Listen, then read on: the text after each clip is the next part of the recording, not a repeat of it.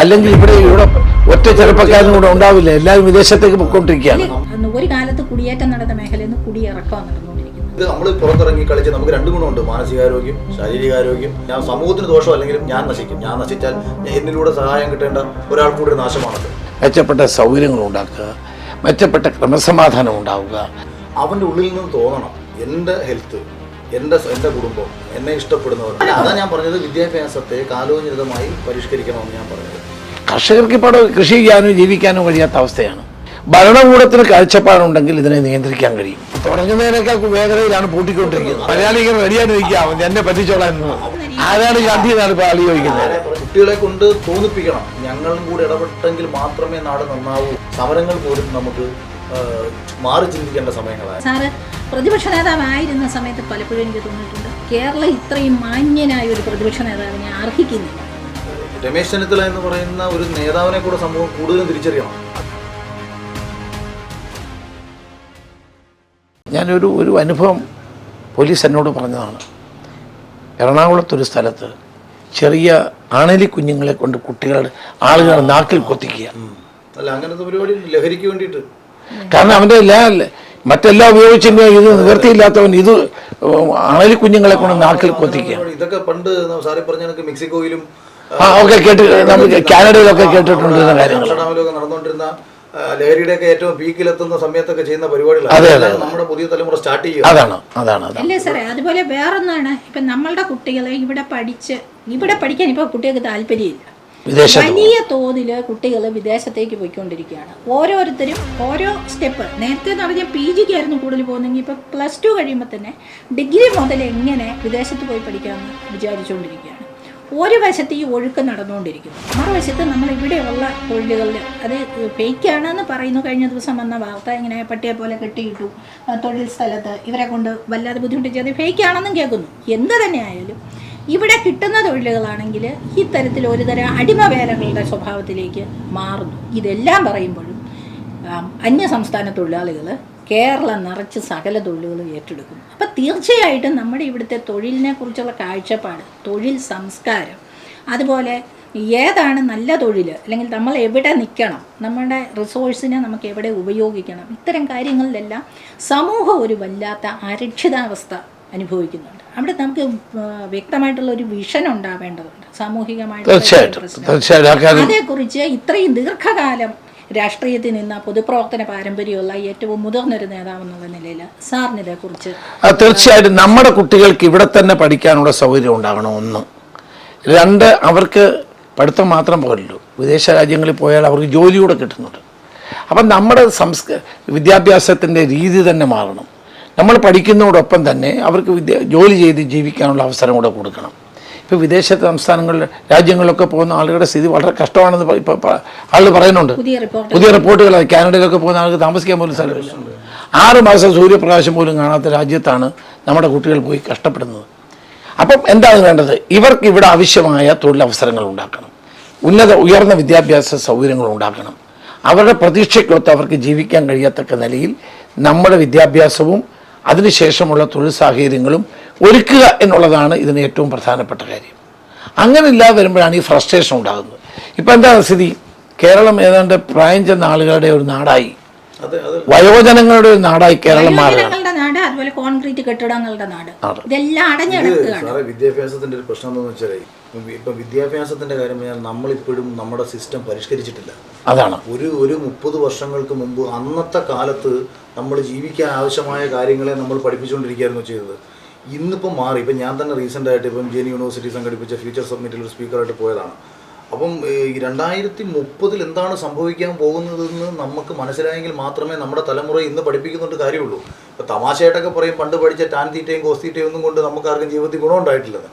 പക്ഷേ അന്ന് അതായത് ആ പാഠപുസ്തകങ്ങളിലെ അറിവുകളെ കാട്ടിയും കൂടുതൽ നമ്മുടെ അനുഭവങ്ങളായിരുന്നു പിന്നീട് ജീവിതത്തിൽ പ്രയോജനപ്പെട്ടത്. അല്ല, ഇതിപ്പോൾ കോളേജിലൊന്നും കുട്ടികളില്ല. ഇല്ല, അത് മെയിൻ കാര്യമാണ്. ഇപ്പം ഞാൻ ആക്ച്വലി ജർമ്മനിയിൽ കഴിഞ്ഞ ഓണത്തിന് ഗസ്റ്റായിട്ട് പോയതാണ്. കുട്ടികളാണ് എന്നെ വിളിച്ചത്. ഏതാണ്ട് 1000-ലധികം കുട്ടികൾ, മലയാളികൾ, 1000-ഓളം മലയാളി കുട്ടികളുടെ ജർമ്മനിയിലെ പരിപാടിയിൽ മുഖ്യാതിഥിയായിട്ട് ഞാൻ പോയതാണ്. അപ്പം പല അവിടുന്ന് 3-4 രാജ്യങ്ങളിലും പോയി. അവിടെ എല്ലാം എല്ലാവരും കുട്ടികളും അവരവിടെ ജോലി ചെയ്യുന്നു. അവിടെയൊക്കെ നല്ല രീതിയിൽ തന്നെ അവർ പോകുന്നത്.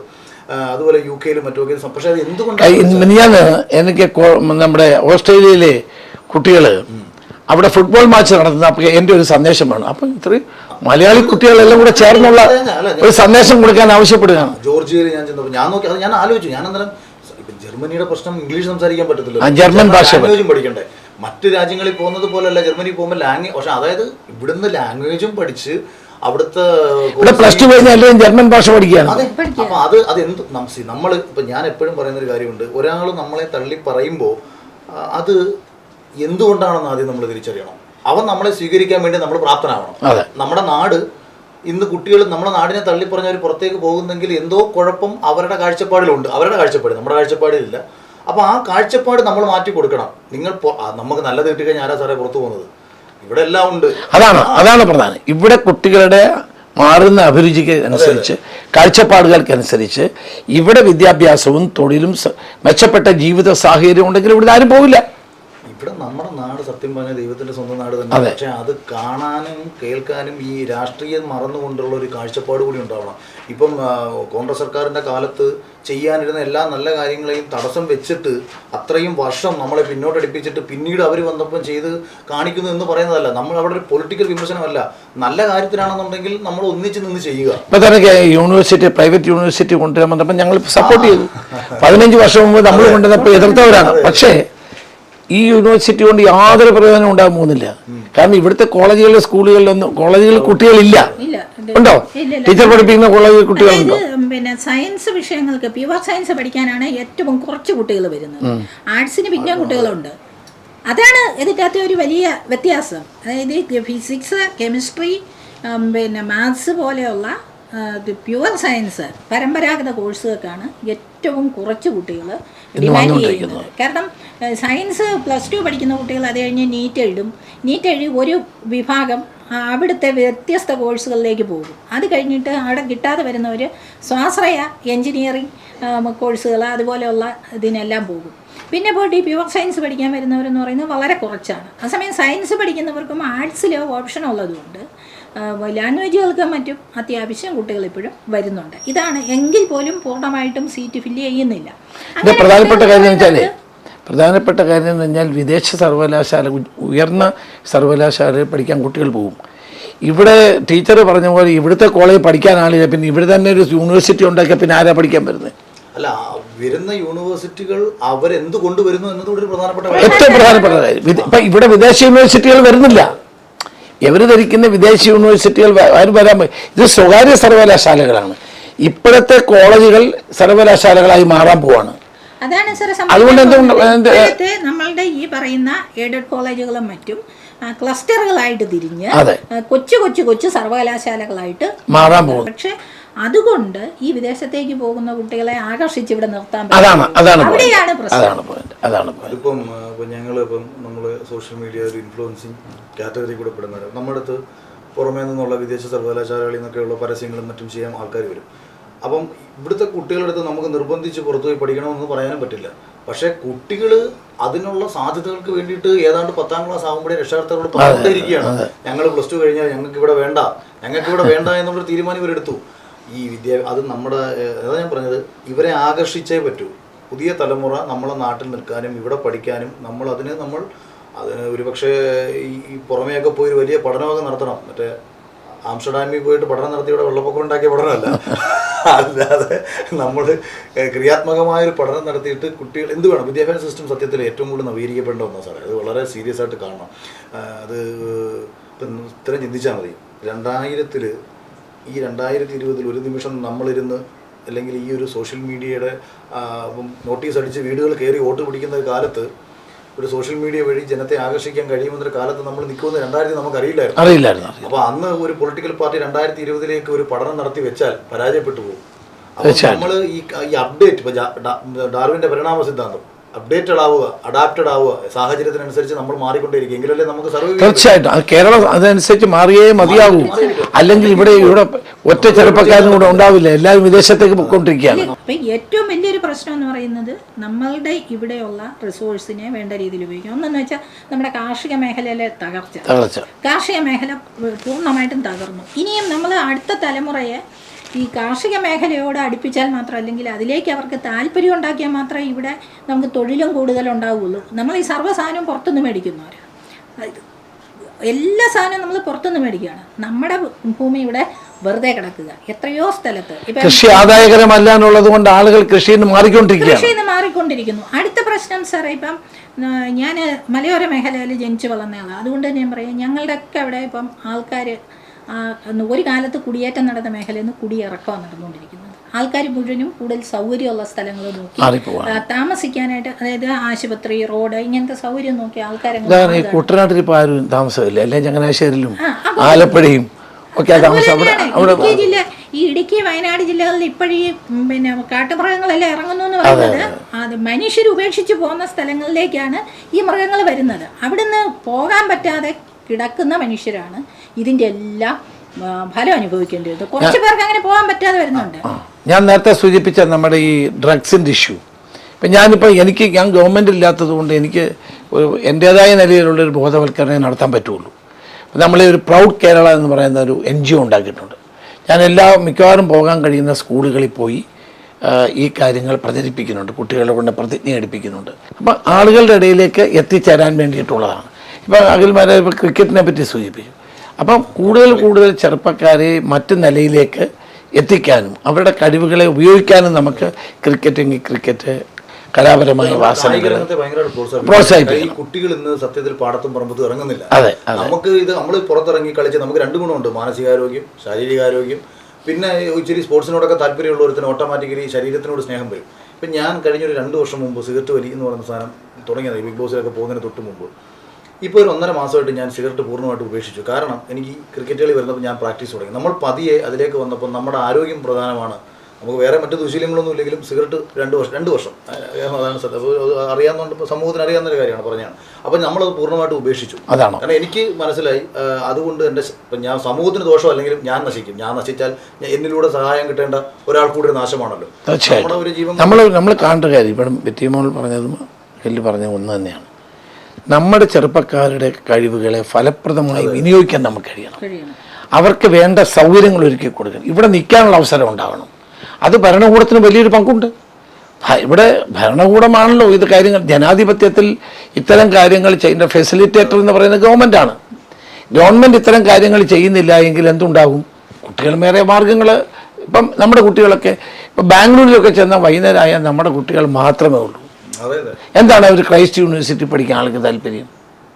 അപ്പം മെച്ചപ്പെട്ട വിദ്യാഭ്യാസം അവിടെ ലഭിക്കുന്നു. കൊല്ലത്ത് TKM എഞ്ചിനീയറിംഗ് കോളേജ് പഠിക്കാൻ എല്ലാവർക്കും താല്പര്യം. എന്തുകൊണ്ടാണ്? ആളുകൾ വേണേ വരും. പഠിക്കുന്നുണ്ട്. അപ്പം അല്ല പല കോളേജ്, ഞാൻ 1-2 കോളേജുകൾ ഉദാഹരണം മാത്രം പറഞ്ഞത്. അപ്പം സർക്കാരിൻ്റെ ഉത്തരവാദിത്തമാണ് മെച്ചപ്പെട്ട വിദ്യാഭ്യാസം കൊടുക്കുക, മെച്ചപ്പെട്ട സൗകര്യങ്ങൾ ഉണ്ടാക്കുക, മെച്ചപ്പെട്ട ക്രമസമാധാനം ഉണ്ടാവുക. അതുപോലെ തന്നെ ഇത്തരം പലതരത്തിലുള്ള ഡ്രഗ്സ് ഉൾപ്പെടെയുള്ള മനസ്സുകളെ നിയന്ത്രിക്കുക.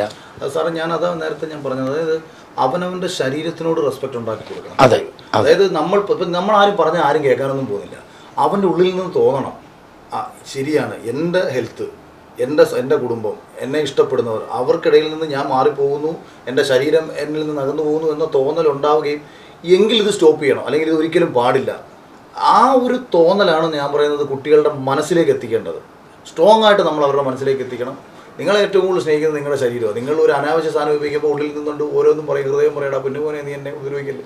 കാരണം ആത്മാർത്ഥമായിട്ട് നമ്മളെ സ്നേഹിക്കുന്നവരാണ് നമ്മുടെ ശരീരം. അപ്പോൾ ആ ശരീരത്തെ തിരിച്ച് സ്നേഹിക്കാൻ വേണ്ടിയിട്ടുള്ള കാര്യങ്ങൾ ചെയ്യാം. അതുപോലെ എല്ലാ സ്കൂളുകളിലും ഈ വ്യായാമം പോലുള്ള കാര്യങ്ങളൊക്കെ ഇപ്പോൾ നമുക്ക് കൂടുതൽ സ്പോർട്സ് ഓറിയന്റഡ് ആയിട്ടുള്ള പ്രോഗ്രാംസ്, ഒരു മിനിമം ഒരു അരമണിക്കൂറെങ്കിലും കുട്ടികളെ ഒരു യോഗയോ മറ്റു കാര്യങ്ങളൊക്കെ എല്ലാ ദിവസവും വിദ്യാഭ്യാസത്തിൻ്റെ അത് ഇത് ഭാഗമാക്കണം. ഇപ്പോൾ ഈ പുസ്തകങ്ങളെല്ലാം എല്ലാവരും കാണാതെ പഠിച്ച് കുറേ മാർക്ക് മേടിക്കുക മാത്രമല്ലല്ലോ. ഇന്നത്തെ കാലം മാറിയില്ലേ. ഇവിടെ 15-20 വയസ്സുള്ള കുട്ടികൾ ലക്ഷക്കണക്കിന് രൂപ ഒരു മാസം സോഷ്യൽ മീഡിയ വഴി സമ്പാദിക്കുന്ന ഒരു കാലത്താണ് നമ്മൾ. പിന്നെ മറ്റൊരു വലിയ അപകടം ഇപ്പം ഡിജിറ്റൽ ഇഷ്ടംപോലെ കാശ് ഉണ്ടാക്കുന്നുണ്ട്. അല്ല, ഈവൻ ഞാൻ എൻ്റെ തീർച്ചയായിട്ടും അല്ലല്ല, അത് നമ്മളെല്ലാം ടാക്സ് അടച്ച് നമ്മൾ കാരണം മാത്രം ഇതെല്ലാം ഇപ്പം ഫേസ്ബുക്കിൽ നിന്ന് വരുന്ന പൈസ എല്ലാം കറക്റ്റ് പ്രോപ്പർ ചാനലിൽ വരുന്ന പൈസകളാണല്ലോ. ആ സാധ്യതകൾ നമ്മുടെ മുമ്പിലുണ്ട്. അതായത് ഇപ്പോൾ ഒരു സർക്കാർ ഉദ്യോഗസ്ഥന് 25,000 രൂപ ശമ്പളം കിട്ടുമ്പോൾ നമ്മളുടെ 3 വീഡിയോയിൽ കിട്ടും ഈ പൈസ. 2 വീഡിയോ ഇടുമ്പോൾ നമുക്ക് ഈ വരുമാനം കിട്ടുകയാണ്. അതിലേക്ക് അത് കൺവിൻസ് ചെയ്യാം. ഞാൻ അത് മനസ്സിലാക്കാൻ പക്ഷെ സമൂഹത്തിന് ഇപ്പോഴും പറ്റിയിട്ടുമില്ല. അല്ല അതാ ഞാൻ പറഞ്ഞത്, വിദ്യാഭ്യാസത്തെ കാലോചിതമായി പരിഷ്കരിക്കണമെന്ന് ഞാൻ പറഞ്ഞത്. ഇക്കാര്യത്തിൽ ഭരണകൂടത്തിൻ്റെ ഉത്തരവാദിത്വം സമൂഹത്തെ ബോധ്യപ്പെടുത്തുന്ന ഉത്തരവാദിത്വം ആർക്കാണ്? ഭരണകൂടത്തിനാണ്. ഭരണകൂടം ഇത്തരത്തിലുള്ള കാര്യങ്ങൾ ചെയ്യാൻ വിമുഖത കാണിക്കുമ്പോഴാണ് ഈ ഫ്രസ്ട്രേഷൻ ജനങ്ങളിലും കുട്ടികളിലും ധാരാളം ഉണ്ടാകുന്നത്. അപ്പോൾ മലയോര മേഖലയിലെ കർഷകൻ്റെ കാര്യം പറഞ്ഞു. കർഷകർക്ക് ഇപ്പോൾ കൃഷി ചെയ്യാനോ ജീവിക്കാനോ കഴിയാത്ത അവസ്ഥയാണ്. മൃഗങ്ങളുടെ ശല്യം കാരണം അവർക്ക് ജീവിക്കാൻ കഴിയുന്നത്. ഇപ്പോൾ കേരളത്തിനുണ്ടായിരിക്കുന്ന ഏറ്റവും വലിയ പ്രശ്നം എന്താണ്? ഒന്ന് മലയോര മേഖല, ഒന്നും ചെയ്യാൻ പറ്റത്തില്ല. ഇടയ്ക്ക് കായൽ, പിന്നെ കടൽ, ഇത് 3 നമുക്ക് പ്രശ്നങ്ങളാണ്. CRZ ആണ് കടലിൽ, കായലിൻ്റെ തീരങ്ങളിലൊന്നും ചെയ്യാൻ പറ്റത്തില്ല, മലയോര മേഖല. അപ്പം ജനസാന്ദ്രത വളരെ കൂടുതലുമാണ്. അപ്പോൾ ഈ കേരളത്തിന് അനുയോജ്യമായ പദ്ധതികളും പരിപാടികളും കൊണ്ടുവരികയും ഇവിടുത്തെ യുവത്വത്തെ ഇവിടെ തന്നെ നിർത്താൻ കഴിയത്തക്ക നിലയിലുള്ള ഭാവനാപൂർണമായ നടപടികൾ ഗവൺമെൻറ്റുകൾ ചെയ്യുകയും ചെയ്താൽ മാത്രമേ ഭാവിയിൽ കേരളത്തിലെ ചെറുപ്പക്കാർക്ക് ഇവിടെ നിൽക്കാനുള്ള അവസരം ഉണ്ടാകൂ. ഒരു ഡീസൻറ്റ് ലൈഫ് കേരളത്തിൽ അവർക്ക് മുന്നോട്ട് കൊണ്ടുപോകാൻ കഴിയുമോ? അതിന് ഗവൺമെൻറ്റുകൾ ശ്രമിച്ചില്ല എങ്കിൽ ഈ ഇൻഫ്ലക്സ് അല്ലെങ്കിൽ ഇവിടുന്നുള്ള ധാരാളം ആളുകളുടെ കൂട്ടപലായനം ഉണ്ടാകും എന്നുള്ള കാര്യത്തിൽ സംശയമില്ല. സാർ, അതിന് വളരെ കൃത്യമായൊരു വിഷൻ ആവശ്യമാണ്. രാഷ്ട്രീയാതീതമായ ഒരു വിഷൻ ആവശ്യമാണ്. അവിടെ സ്ഥാപിത താല്പര്യങ്ങൾ ഉണ്ടാകാതിരിക്കണം. ഇപ്പം സാർ, ഇപ്പം നമ്മൾ യുവത്വത്തെ മാത്രം വെച്ചുകൊണ്ട് പറഞ്ഞാൽ പോരാ. ഇതിൻ്റെ തുടർച്ചയായിട്ട് പ്രായമായവർ ഇവിടെ വല്ലാത്ത അരക്ഷിതാവസ്ഥയിലാണ് ആൾക്കാർ ജീവിക്കുന്നത്. ഭാവിയിൽ നമ്മൾ ഒറ്റപ്പെട്ടു പോകും, എത്ര കാലം ഇങ്ങനെ പോകാൻ പറ്റുമെന്നറിയില്ല. പിന്നെ സ്വന്തം മക്കളെ പോലും ഭയപ്പെടുന്ന തരത്തിലുള്ള വാർത്തകളാണ് വന്നുകൊണ്ടിരിക്കുന്നത്. അപ്പോൾ ഈ ഒരു അവസ്ഥയിൽ പൊതുജനത്തിനുണ്ടാകുന്ന ഇത്തരത്തിലുള്ള നാനാവിധമായിട്ടുള്ള പ്രശ്നങ്ങൾ, മാനസികവും ശാരീരികവും ഒക്കെയായ പ്രശ്നങ്ങൾ ഉണ്ടാകുന്നുണ്ട്. അതിനകത്ത് ഏറ്റവും അതാണ് ഞാൻ വീണ്ടും പറയുന്നത്, ഭരണം ആര് ഭരിക്കുന്നു എന്നുള്ളതല്ല, ഭരണകൂടം എങ്ങനെ പ്രവർത്തിക്കുന്നു എന്നുള്ളതാണ് പ്രധാനപ്പെട്ട കാര്യം. ഭരണകൂടത്തിന് കാഴ്ചപ്പാടുണ്ടെങ്കിൽ ഇതിനെ നിയന്ത്രിക്കാൻ കഴിയും, ഇത് നല്ല നിലയിൽ കൊണ്ടുപോകാൻ കഴിയും. ആ നിലയിൽ ഉള്ള പ്രവർത്തനങ്ങളാണ് ജനങ്ങൾ ആഗ്രഹിക്കുന്നത്. അതുണ്ടാകണം എന്നാണ് എൻ്റെ അഭിപ്രായം. ഇന്ന് വയോജനങ്ങൾ മാത്രമുള്ള ഒരു സംസ്ഥാനമായി കേരളം മാറാതിരിക്കണമെങ്കിൽ മെച്ചപ്പെട്ട ജീവിത സൗകര്യങ്ങളും മെച്ചപ്പെട്ട ജീവിതവും അതോ അവർക്കിവിടെ താമസിക്കാൻ കഴിയുന്ന അന്തരീക്ഷവും അത് പ്രധാനപ്പെട്ട കാര്യമാണ്. ഇപ്പം നോക്കുകൂലി പോലുള്ള കാര്യങ്ങൾ വന്നാൽ ആളുകൾക്ക് എങ്ങനെ ഇവിടെ ജീവിക്കാൻ കഴിയും? നോക്കുകൂലി വലിയൊരു പ്രശ്നമാണ്. വലിയ പ്രശ്നമല്ല, നമ്മുടെ നാടിനെ ഒരുപാട് പിന്നോട്ടടിപ്പിച്ച ഇപ്പം ഇന്നലെ തന്നെ ഒരു സിമൻറ്റ് ഗോഡൗൺ പൂട്ടിക്കുന്നു. ഒരു പാവപ്പെട്ട മനുഷ്യൻ അയാൾ സിമൻറ്റ് ഇറക്കി വെക്കാനായി ഒരു മെഷീൻ കണ്ടു കൊണ്ടുവന്നു. അപ്പോൾ അത് നിങ്ങൾ ഇറക്കിക്കോ, പക്ഷെ ഞങ്ങൾക്ക് കാശ് തരണമെന്നാണ് പറയുന്നത്. അയാൾ പൂട്ടി. ഇങ്ങനെ വ്യവസായ സൗഹൃദമാണെന്ന് പറഞ്ഞിരുന്ന കേരളത്തിൽ നടക്കുന്ന കാര്യങ്ങൾ ഇതാണ്. അപ്പം ജനങ്ങൾക്ക് ജീവിക്കാനും അവർക്ക് ജോലി ചെയ്ത് ജീവിതം മുന്നോട്ട് കൊണ്ടുപോകാനുമുള്ള സൗകര്യങ്ങൾ സർക്കാരിൻ്റെ ഭാഗത്ത് ഉണ്ടാക്കി കൊടുക്കണം. അതാണ് സർക്കാരിൻ്റെ ചുമതല, അല്ലേ? അല്ല, അത് ഞാൻ നേരത്തെ പറയാൻ വന്നത്, ഇപ്പോൾ ഒരാൾ തെറ്റ് ചെയ്യുന്നതോ പണം അനധികൃതമായിട്ടോ കള്ളത്തരത്തിലൂടെ സമ്പാദിക്കാൻ ആഗ്രഹിക്കുന്നത് അവന് നേരായ രീതിയിൽ സമ്പാദിക്കാനുള്ള സാധ്യതകൾ അവൻ്റെ മുന്നിൽ കുറയുമ്പോഴായിരിക്കും. ഇവിടെ നമ്മൾ ഒരു ഭാഗത്ത് വ്യവസായ സൗഹാർദ്ദം എന്ന് പറയും. ഇവിടുത്തെ വ്യവസായികളുടെ അവസ്ഥ എന്താണെന്ന് ചിന്തിച്ചിട്ടില്ല. ഇവിടെ കണക്കെടുത്ത് നമ്മളെ കേരളത്തിൽ ഇത്ര വ്യവസായം ഉണ്ടെന്ന് പറയും. ഇവനൊരു മാസം എങ്ങനെ, ഞാനിപ്പോൾ ഒരു ചെറിയ രീതിയിൽ വ്യവസായിയാണ്, അപ്പം നമ്മൾ ഒരു 10 പേർക്ക് തൊഴിലിപ്പോൾ അതാലോചിക്കണം. ഈ പൂട്ടുന്നത് മാത്രമല്ല, ഇവൻ എങ്ങനെ മാസാമാസം നമുക്ക് പോയി ഒരാളുടെ പിരിവൊക്കെ ചോദിക്കാൻ രാഷ്ട്രീയപരമായിട്ട്, അത് ഏത് രാഷ്ട്രീയ പാർട്ടിയാലും. അപ്പോൾ ഇവനെ നമ്മൾ ഒരിക്കലെങ്കിലും പിരിവ് ചോദിച്ചിട്ട് എങ്ങനെ പോകുന്നുണ്ട്, എന്തെങ്കിലും സഹായം വേണോ, എന്തെങ്കിലും ബുദ്ധിമുട്ടുണ്ടെന്നുണ്ടെങ്കിൽ, അതായത് ഈ വ്യവസായികളെയും കൂടെ നമ്മൾ ചേർത്ത് പിടിക്കണം. ഇവരാണല്ലോ നാളെ നമ്മളിപ്പോൾ ഒരു പാർട്ടി, സാറ് ഒരാളൊരു നല്ല വ്യവസായി, സാറിൻ്റെ സുഹൃത്തുണ്ട്, അയാൾ നല്ല രീതിയിൽ പോകുമ്പോഴാണല്ലോ എന്നെ ഒന്ന് സഹായിക്കണമെന്ന് പറഞ്ഞ് ഒരു പൊതുപ്രവർത്തനം വിളിക്കുമ്പോഴത്തേക്ക് സന്തോഷത്തോടു കൂടി നമ്മളവനെ വിരട്ടണ്ട, ഭീഷണിപ്പെടുത്തണ്ട, സന്തോഷപൂർവ്വം എന്നാ പിടിച്ചോ സാറേ, എന്തായാലും നമ്മുടെ അവൻ നല്ല രീതിയിൽ പോകണ്ടേ. അപ്പം പുതിയ വ്യവസായം വരുന്നതിനോടൊപ്പം നിലവിലത്തെ വ്യവസായത്തിൻ്റെ അവസ്ഥ നോക്കണം. നമ്മുടെ നാട്ടിൽ ടൂറിസം പോലുള്ള സാധ്യതകൾ ഒരു വലിയ, കേരളത്തിൽ എനിക്ക് തോന്നുന്നത് മുക്കിലും മൂലയിലും ടൂറിസം സാധ്യതയുള്ള പ്രദേശം, ഏത് പ്രദേശത്തും ടൂറിസം. ഇപ്പം നമ്മൾ ഈ പുറത്ത് പല ടൂറിസം എല്ലാം പല രാജ്യങ്ങളിലും പോയി. അപ്പോൾ അവിടെ ഉള്ള എല്ലാ സാധാരണക്കാരനും ആ ടൂറിസത്തിൻ്റെ സാധ്യതകളെ മുതലെടുത്ത് ഗവൺമെൻറ് അതിന് വേണ്ടി ഇൻഫ്രാസ്ട്രക്ചർ ഒരുക്കി കൊടുത്ത കാര്യം ഗവൺമെൻറ് സപ്പോർട്ട് ചെയ്തേ പറ്റൂ. ഇവിടെ നമ്മൾ എന്തെങ്കിലും പറയുമ്പോഴത്തേക്ക് ഇപ്പോൾ ഒരു ഭാഗത്ത് പറയുമ്പം വ്യവസായ സൗഹാർദ്ദം, വേറൊരു ഭാഗത്ത് ഇതേ ആൾക്കാർ തന്നെ പലവിധ പ്രശ്നങ്ങളാൽ, അത് ചിലപ്പോൾ ഒരു ലോക്കൽ പാർട്ടി ആയിരിക്കും, അയാളുടെ പ്രാദേശികമായിട്ട് അയാൾ ഉണ്ടാക്കുന്ന പ്രശ്നം കാരണം ഒരു വ്യവസായം തുടങ്ങുന്നതിൽ ബുദ്ധിമുട്ടുണ്ടാവും, തുടങ്ങിയവൻ നിർത്താൻ വേണ്ടിയിട്ട് പ്രേരണയിലാവും. അപ്പൊ ഇത് ഈ തുടങ്ങുന്നതിനേക്കാൾ വേഗതയിലാണ് പൂട്ടിക്കൊണ്ടിരിക്കുന്നത്. അതാണ് ഏറ്റവും വലിയ പ്രശ്നം. പലരും തുടങ്ങി ഒരു ആവേശമൊക്കെ കാണിച്ച് ഇപ്പൊ ഞങ്ങളൊക്കെ പലപ്പോഴും പോയി പല സ്ഥാപനങ്ങൾ ഉദ്ഘാടനം ചെയ്തൊന്നും നശിച്ചു പോയിട്ടില്ല. പക്ഷെ നശിച്ചു പോയ പലതും കണ്ടിട്ടുണ്ട്. ഞാൻ വിളിച്ചു ചോദിക്കും സാറേ, ഇപ്പൊ ഞാൻ ഉദ്ഘാടനം ചെയ്തൊരു സ്ഥാപനം നമ്മൾ 6 മാസം കഴിഞ്ഞ് നമ്മൾ വീണ്ടും, കാരണം നമുക്ക് എന്താ ഇവര് നന്നായിട്ടാണോ പോകുന്നത്, ഞാൻ ചെയ്യുന്നൊരു കാര്യം നമ്മൾ ഉദ്ഘാടനം ചെയ്യുന്ന സ്ഥാപനം നിൽക്കണമെന്ന് ആഗ്രഹമുള്ളതുകൊണ്ടാണ് നമ്മൾ പ്രാർത്ഥിച്ചാ ചെയ്യുന്നത്. കാരണം ഒരു വർഷം കഴിയുമ്പോൾ വിളിക്കുമ്പോഴും നമ്മൾ എങ്ങനെയുണ്ട്, നല്ല രീതിയിലല്ലേ പോകുന്നു, പ്രശ്നമൊന്നും ഇല്ലല്ലോ എന്ന് ചോദിക്കുമ്പോൾ നമ്മളൊരു പ്രാർത്ഥനയോട് കൂടിയിട്ടാണല്ലോ ചെല്ലുന്നത്. പക്ഷേ നശിച്ചു പോകുന്ന, ബുദ്ധിമുട്ട് അനുഭവിക്കുന്ന സാറിപ്പം നമ്മൾ ഈ ബ്ലേഡ് മാഫിയ എന്തുകൊണ്ട് കൂടുന്നു എന്ന് പറഞ്ഞാൽ, നിലനിൽക്കാൻ വേണ്ടി, അഭിമാനം സംരക്ഷിക്കാൻ വേണ്ടി, സമൂഹത്തിൻ്റെ മുന്നിൽ എല്ലാം നഷ്ടപ്പെട്ടു പോയവനെന്ന് കാണിക്കാനുള്ള ഭയം കാരണം, ചെയ്തു വെച്ച് പോയില്ലയോ എന്നുള്ള ഒരു പേടി കാരണമാണ് പലരും പോകുന്നത്. ഇപ്പോൾ റീസെൻ്റായിട്ട് തന്നെ ഇപ്പോൾ നമ്മുടെയൊക്കെ കയ്യിൽ ഫിനാൻഷ്യലി എന്തൊക്കെയോ ഉണ്ടെന്ന് കരുതി ഓരോ ദിവസവും ബന്ധപ്പെടുന്ന എണ്ണം അത്ര ഭീകരമാണ്. നമുക്ക് ഒന്നും ചെയ്യാൻ പറ്റാത്ത രീതിയിൽ.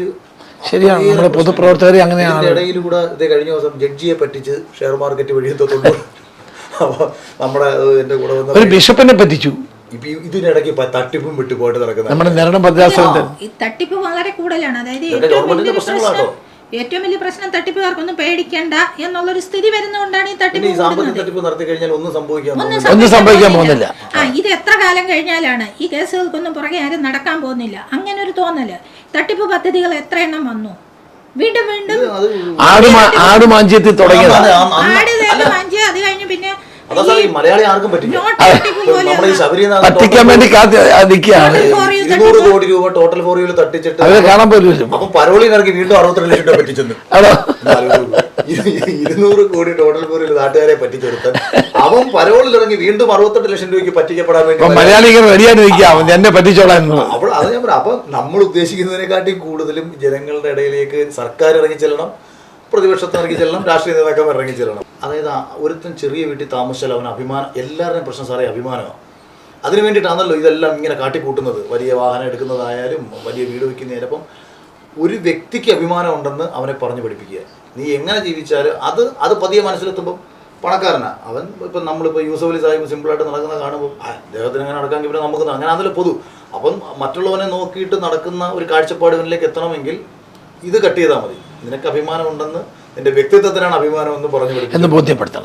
അതാണ് ഗാന്ധിയൻ ചിന്തകളെ പറ്റി പറഞ്ഞത്. ഗാന്ധിയൻ ചിന്തകൾ അത് ചെറിയ പ്രായം തൊട്ട് തന്നെ ഗാന്ധി പറഞ്ഞെന്ന് പറഞ്ഞാൽ കേൾക്കത്തില്ല. ഗാന്ധി പറഞ്ഞെന്ന് പറയണ്ട, പക്ഷേ ആ ചിന്തകളെ നമ്മളെ കുട്ടികൾക്ക് മനസ്സിലാവുന്ന രീതി. ആരാണ് ഗാന്ധി എന്നാണ് ഇപ്പോൾ ആലോചിക്കുന്നത്. പറഞ്ഞു നമ്മൾ പറയരുത്, നമ്മളായിട്ടൊക്കെ പറയണം. അപ്പൊ അത് കുഴപ്പമില്ല. രമേശ് സാറ് പറഞ്ഞില്ലേ, പുള്ളി പറഞ്ഞ കാര്യമുണ്ട് എന്ന് പറഞ്ഞ് വേണം കേൾക്കാൻ. വേറൊരാൾ പറഞ്ഞതെന്ന് പറഞ്ഞാൽ അതൊക്കെ പണ്ടത്തെ കേൾക്കുന്നത്.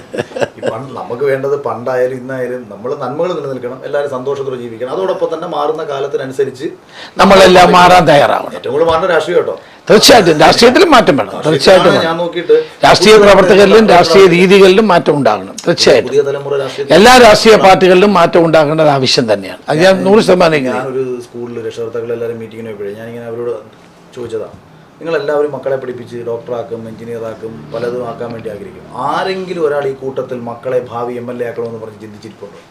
ആരുമില്ല. അപ്പം നാടിനെ നയിക്കേണ്ടവനാവണം എൻ്റെ മകൻ എന്നുള്ള ചിന്തയും രക്ഷകർത്താക്കൾക്ക് നഷ്ടപ്പെട്ടു. എന്താ കാര്യം, രാഷ്ട്രീയം എന്തോ കുഴപ്പമെന്നുള്ള ചിന്തയാണ്. അപ്പം അതും നമ്മൾ ആ അവബോധം ഉണ്ടാക്കണം. ഇവിടെ ഇടപെടണം. ജനാധിപത്യത്തിൽ ക്വാളിറ്റി ഉള്ള ലീഡേഴ്സ് വരണം. അത് കുട്ടികളെ കൊണ്ട് തോന്നിപ്പിക്കണം. ഞങ്ങളും കൂടി ഇടപെട്ടെങ്കിൽ മാത്രമേ നാട് നന്നാവൂ. കാരണം നമ്മൾ ജനാധിപത്യമല്ലേ. അപ്പം അല്ല, ബെറ്റർ ആയിട്ടുള്ള ലീഡർഷിപ്പ് എല്ലാ തലങ്ങളിലും ഉണ്ടാകണം. അത് ജനാധിപത്യത്തിന് ഏറ്റവും ആവശ്യമായൊരു ഘടകമാണ്. ഒരു മാർഗ്ഗമില്ലാത്തവന് ചേരാവുന്ന സ്ഥലമാണ് രാഷ്ട്രീയ ചിന്ത ഉണ്ടാവരുത്. ഞാൻ എൻ്റെ സിനിമയിൽ എഴുതിയൊരു ഡയലോഗാണ്, മുന്നിലിരുന്ന് പഠിക്കുന്നവൻ ഡോക്ടർ, പിന്നിലിരുന്ന് പഠിക്കുന്നവൻ സർക്കാർ ഉദ്യോഗസ്ഥൻ, ഏറ്റവും ബാക്കി ഇരുന്ന് ബസ്സിനും കല്ലെറിഞ്ഞ് നടക്കുന്നവൻ MLA മന്ത്രി എന്നൊരു കാഴ്ചപ്പാടായിരുന്നു പണ്ട് അമ്മക്കുണ്ടായിരുന്നത്. കാരണം സമരം ചെയ്യുക. പിന്നെ ഈ അതുപോലെ സാർ ഇങ്ങനൊരു അവസരത്തിലൊക്കെ പറയുകയാണ്, സമരങ്ങൾ പോലും നമുക്ക് മാറി ചിന്തിക്കേണ്ട സമയങ്ങളാണ്. അതായത് ഇപ്പം നമ്മൾ നാടിന് വേണ്ടി സമരം ചെയ്യുമ്പോൾ ആ സമരത്തെ നമുക്ക് പുതിയ രീതിയിൽ എങ്ങനെ ഈ കാലഘട്ടത്തിൽ എഫക്റ്റീവായിട്ട് ചെയ്യാം, ജനത്തെ ബുദ്ധിമുട്ടിക്കാതെ, ഗവൺമെന്റുകൾക്കെതിരെ ആഞ്ഞടിച്ചുകൊണ്ട് തന്നെ ഗവൺമെന്റിനെ കൊണ്ട് പുതിയ സമര രീതി, ഏറ്റവും കൂടുതൽ ഗവൺമെന്റിനെ കൊണ്ട് തീരുമാനം പിൻവലിപ്പിച്ച ഒരു പ്രതിപക്ഷ നേതാവല്ലേ. എനിക്ക്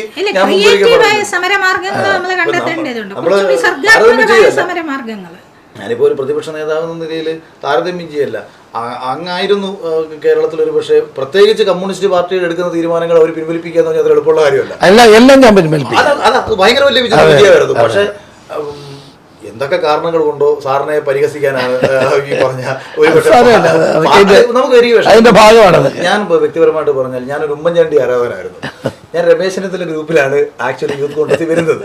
കാരണം എന്നെ ഈ ഗ്രൂപ്പിൽ അന്ന് എടുത്തില്ല. ഞാനത് എൻ്റെ ഒരു വ്യക്തി. അപ്പം ഞാൻ നിലനിൽപ്പിന് വേണ്ടി രമേശ് ചെന്നിത്തല ഗ്രൂപ്പിൻ്റെ ഭാഗമായിരുന്നു. കൊട്ടാരക്കരയിലുള്ള സാറിൻ്റെ കൂടെ ഉണ്ടായിരുന്നത്, നെൽസൻ്റെയൊക്കെ കൂടെ ആയിരുന്നു. പക്ഷേ അപ്പോഴും എനിക്ക് രാഷ്ട്രീയത്തിൽ ആരാധന ഉമ്മൻചാണ്ടി സാറിനോടായിരുന്നു. പക്ഷേ ഞാൻ സാറിനെ എനിക്ക് ഭയങ്കരമായ ഒരു ഇഷ്ടവും കാര്യങ്ങളും തോന്നുന്ന ഒരു പ്രധാന ഘടകമുണ്ട്. ഞാനിത് പലരോടും പറയുകയും ചെയ്തിട്ടുണ്ട്. അതായത് സാറിനെതിരെ എന്ത് ഒരാൾ മോശമായിട്ട് സംസാരിക്കുമ്പോഴും എനിക്കൊരു വിഷമം തോന്നും. അതിൻ്റെ കാരണമാണ് ഞാൻ പറഞ്ഞത്. 27-ാമത്തെ വയസ്സിൽ മന്ത്രിയായി, സാറ് NSU പ്രസിഡൻ്റായി, യൂത്ത് കോൺഗ്രസ് ദേശീയ പ്രസിഡൻ്റായി, KPCC പ്രസിഡൻ്റായി, ആഭ്യന്തരമന്ത്രിയായി. കേരള രാഷ്ട്രീയത്തിൽ അഴിമതി ആരോപണത്തിൻ്റെ ഒരു തരി പോലും, ഒരുപക്ഷെ അന്നത്തെ സരിത സോളാറൊക്കെ വരുന്ന സമയത്ത് ഈ മുക്കിനും മൂലയിലും കിടന്ന കതറിട്ട് ആരുടെ പേരിൽ ഒരു പേര് പറയുന്നത്, സരിത ആരുടെ കതർ കണ്ടാൽ അവൾ പേര് പറയും. ആ ഒരു സമയത്ത് സാറിൻ്റെ പേര് പറഞ്ഞിട്ടില്ല, അല്ലെങ്കിൽ മറ്റു വന്നിട്ടില്ല. അപ്പം അങ്ങനൊരു പ്യൂർ സോളാണ് സാറെന്നുള്ള കാര്യം ഞാൻ എല്ലാവരുടെ പറയും. ഞാൻ പിന്നീട് അതൊരു ചാനൽ ചർച്ചയിൽ പറഞ്ഞപ്പോഴാണ് തോന്നുന്നു ആരോ അത് കണ്ടിട്ട് സാറിനെ വീഡിയോ കാണിച്ചിരുന്നു എന്നൊക്കെ പറയുന്നത്. അപ്പം ഞാൻ അത് പറഞ്ഞതൊരിക്കലും ഞാൻ ഒരിക്കൽ പോലും സാറിനെ കണ്ടിട്ടില്ല അതിന് മുമ്പ് വരെ. അതാ ഞാൻ പറഞ്ഞത്, ഉമ്മൻചാണ്ടിയോടുള്ള ആരാധന നിലനിർത്തിക്കൊണ്ട് രമേശ് ചെന്നിത്തല ഗ്രൂപ്പിൽ അവിചാരിതമായി പ്രവർത്തിച്ച പഴയ യൂത്ത് കോൺഗ്രസ്സുകാരനായിരുന്നു ഞാൻ. അപ്പോൾ ഈ പ്രവൃത്തിയും വാക്കും ഒന്നാക്കി കൊണ്ടുപോകണം പലപ്പോഴും. അതാണ് ഞാൻ പറഞ്ഞത്. അന്ന് 89-ൽ പ്രസംഗിച്ചത് അധികാരം കിട്ടിയപ്പോൾ നടപ്പിലാക്കാൻ ശ്രമിച്ചു. തീർച്ചയായിട്ടും അതാണ് ഇവിടുത്തെ പ്രശ്നം. വാക്കും പ്രവർത്തിക്കാണ്. ഞാൻ മറ്റൊരു കാര്യം ഓർത്തത്, ഞാൻ ശരിക്കും പറഞ്ഞു കഴിഞ്ഞാൽ PT തോമസിന്റെ ശിഷ്യയാണ്. എന്നെ കൊണ്ടുവന്ന മെന്റർ എന്ന് പറയുന്നത്, എൻ്റെ പൊളിറ്റിക്കലായിട്ടുള്ള ഏറ്റവും കൂടുതൽ ഞാൻ ആരാധിച്ചിരുന്നതും ഏറ്റവും കൂടുതൽ ഞാൻ ഫോളോ ചെയ്തതും PT സാർ വഴിയാണ് ഞാൻ വന്നത്. പക്ഷേ സാറിനോട് എനിക്ക് ഈ പറഞ്ഞ പോലെ തന്നെ ഒരു കാലത്തും യാതൊരു ആരോപണത്തിനും വിധേയനാകാത്ത ഒരു നേതാവ്. പിന്നെ സാറ് പ്രതിപക്ഷ നേതാവായിരുന്ന സമയത്ത് പലപ്പോഴും എനിക്ക് തോന്നിയിട്ടുണ്ട് കേരളം ഇത്രയും മാന്യനായ ഒരു പ്രതിപക്ഷ നേതാവിനെ അർഹിക്കുന്നില്ല. കാരണം സാറിൻ്റെ നേരെയുള്ള സൈബർ ആക്രമണങ്ങളൊക്കെ കണ്ടു.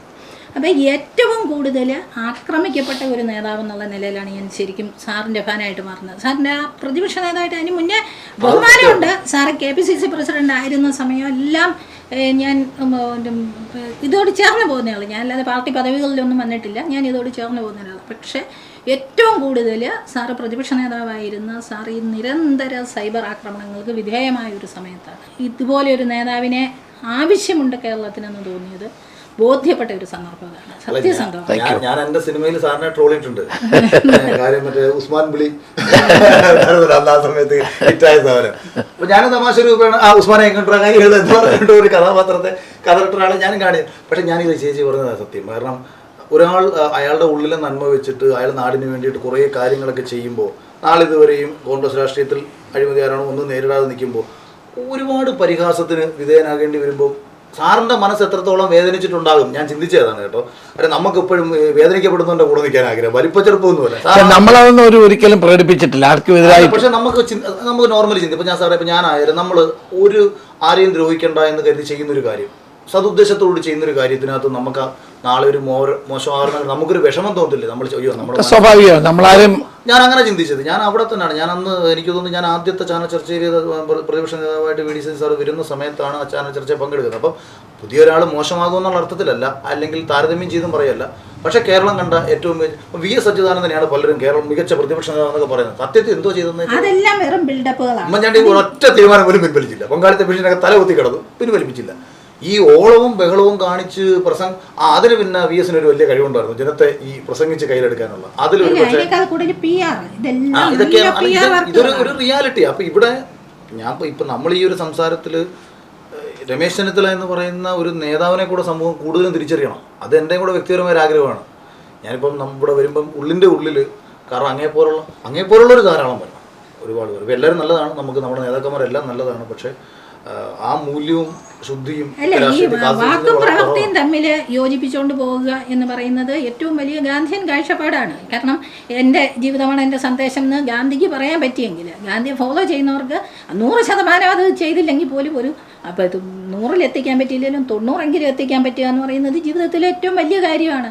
കാരണം നമ്മളിപ്പോൾ കണ്ടുകൊണ്ടിരിക്കുന്ന ഏറ്റവും പ്രധാനപ്പെട്ട കാര്യം പ്രസംഗം വേറെ, പ്രവൃത്തി വേറെ. അതാണ് ഏറ്റവും കൂടുതലായിട്ട് നമ്മൾ കാണുന്നത്. അതല്ലാതെ പ്രസംഗം പ്രവൃത്തി. ഇപ്പം സാറ് അടുത്ത സാറിൻ്റെ മറ്റേ ഈ ദലിത് കോൺക്ലേവ് ഈയിടെ നടത്തി, ഏറ്റവും നല്ല. കഴിഞ്ഞ 15 വർഷമായിട്ട് ഞാൻ പട്ടികവർഗ കോളനികളിൽ എല്ലാ ന്യൂ ഇയറിനും പോകുന്ന ഒരാളാണ്.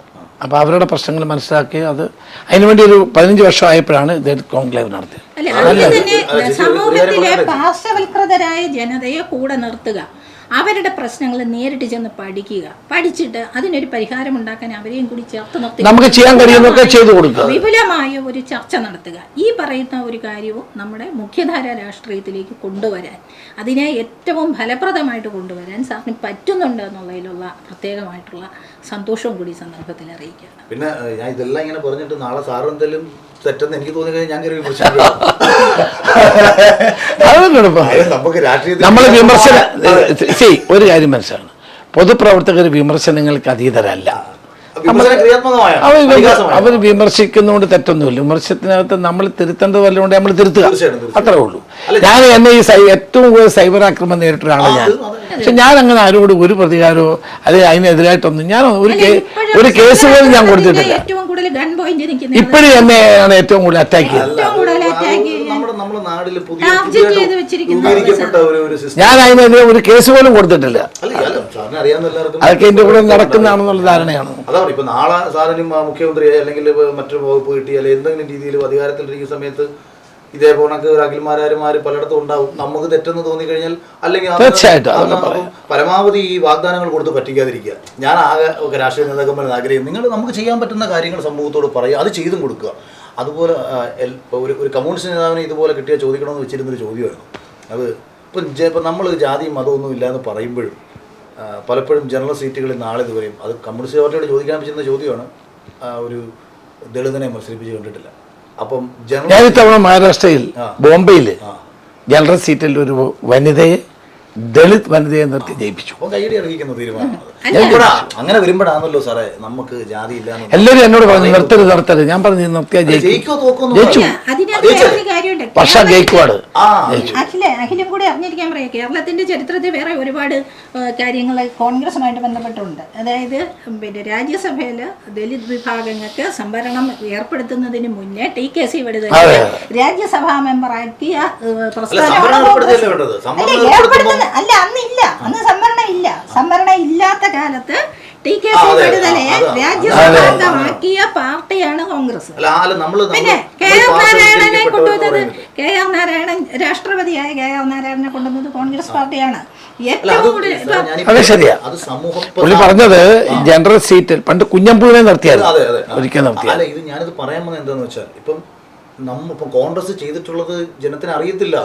അപ്പോൾ പോലും ഇവിടെ ഞങ്ങളാണ് മൻമോഹൻ സിംഗിനെ കൊണ്ട് കൈവക്കിച്ചെന്ന് അവർ പറയുന്നത്. കാരണം ഇതെന്താന്ന് വെച്ചാൽ നിങ്ങൾ പലതും ചെയ്തു. ഇപ്പം ഇവിടുത്തെ നമ്മുടെ ഹൈവേയുടെ തുടങ്ങിയത് നമ്മുടെ കാലത്തല്ലേ. സത്യത്തിൽ ഫെയർ വാല്യൂ ആക്ട് വന്നുകൊണ്ട് മൻമോഹൻ സിംഗിന്റെ മന്ത്രിസഭ നടപടി എടുത്തോണ്ടാണല്ലോ ഇത് കൊടുക്കാൻ പറ്റിയത്.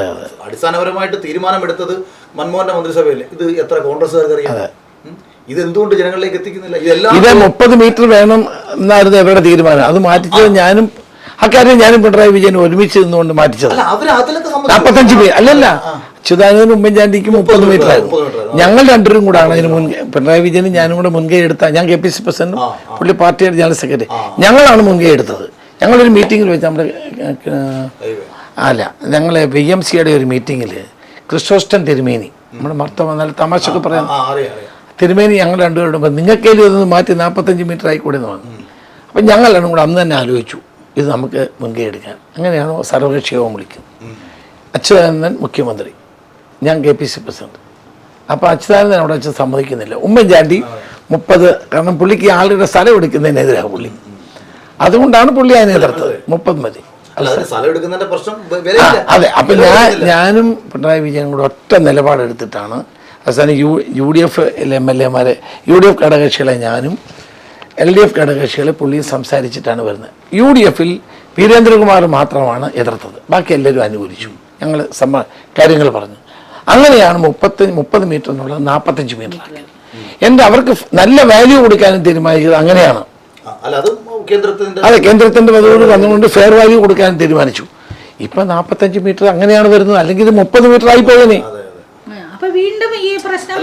അത് രാഷ്ട്രീയത്തിന് അതീതമായിട്ട് പിണറായി വിജയനും ഞാനും കൂടി എടുത്ത ഒരു യോജിച്ച സമീപനമായിരുന്നു. അതിന് കാരണക്കാരൻ നമ്മുടെ ക്രിസ്റ്റോസ്റ്റൻ തിരുമേനിയായിരുന്നു. അതാണ് വേണ്ടത്. ഇപ്പം നമുക്ക് 50 വർഷം കഴിഞ്ഞാലും ഈ നാട്ടിൽ അന്നത്തെ ഭരണാധികാരിയുടെ കാഴ്ചപ്പാടാണെന്ന് പറയുമ്പോൾ മാത്രമേ ഭരണാധികാരി യഥാർത്ഥ ഞാൻ ക്രാന്തദർശിനി ആയിരിക്കണം, ദീർഘവീക്ഷണമുള്ളത്. കാരണം നമ്മൾ ഇന്നത്തെ തീരുമാനം കൊണ്ട് അന്ന് 30 മീറ്റർ മതി എന്ന് പറയുന്ന സ്ഥിതി എന്തായിരുന്നു?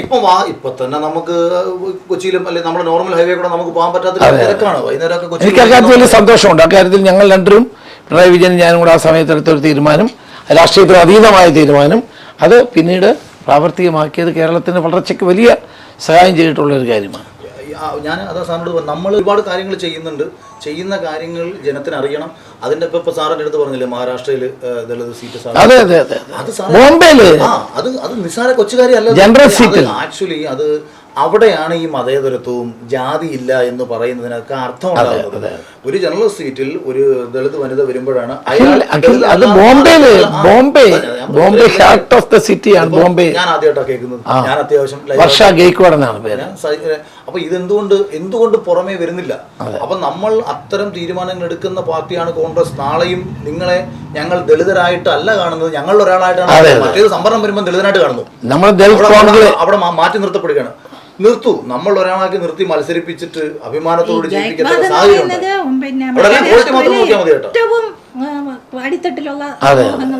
ഇവിടെ എല്ലാം ജാതിയല്ല നോക്കേണ്ടത്, നാടിന് ഗുണപ്പെടുന്നവനാണോ എന്ന് മാത്രം.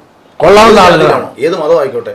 അവനെ കൊണ്ട് ആ നാടിന് പ്രയോജനപ്പെടുവോ, അവനെ പാർട്ടി നിർത്തുക, മതേതര മൂല്യം കാത്തു സൂക്ഷിക്കുക, അവന് വേണ്ടിയിട്ട് സംസാരിക്കുക. അങ്ങനെ വരുമ്പം ഈ പറഞ്ഞ കണക്ക് നമുക്ക് അഭിമാനത്തോടെ നമ്മൾ ഒത്തിരി വിഷയങ്ങൾ ഇപ്പൊ സംസാരിച്ചല്ലേ, നല്ലത് മാത്രം.